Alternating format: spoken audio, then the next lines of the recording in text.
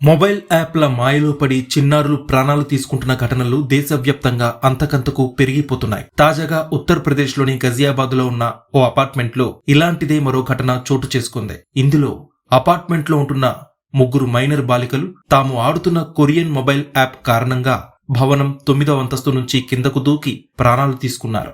ఉత్తరప్రదేశ్లోని గజియాబాద్లోని ఓ అపార్ట్మెంట్లో నివసిస్తున్న కుటుంబంలో 12, 14, 16 ఏళ్ల బాలికలు ముగ్గురు ఉన్నారు.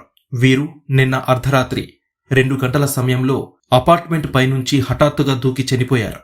క్షమించండి నాన్న, నేను చాలా ఒంటరిగా ఉన్నాను అంటూ వారు మాట్లాడిన చివరి మాటలు బయటపడ్డాయి. పోలీసులు కేసు నమోదు చేసి దర్యాప్తు ప్రారంభించారు. ఇందులో కొరియన్ యాప్ పాత్రపై పోలీసులు ఫోకస్ పెట్టారు.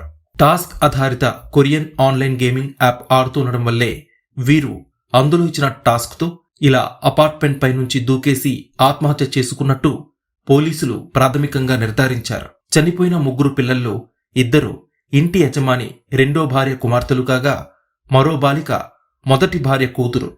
ఆత్మహత్య చేసుకున్న బాలికల గదిలో దొరికిన నోట్లో ఏడుస్తున్న ఎమోజీ పెట్టారు. అలాగే ఇది నిజమైన జీవిత కథ. ఈ డైరీలో మీరు ఏమి చూస్తున్నారో ప్రతిదీ చదవండి, ఎందుకంటే ప్రతిదీ నిజమే. ఇప్పుడే చదవండి. నన్ను నిజంగా క్షమించండి, క్షమించండి నాన్న అంటూ వారు రాసుకొచ్చారు.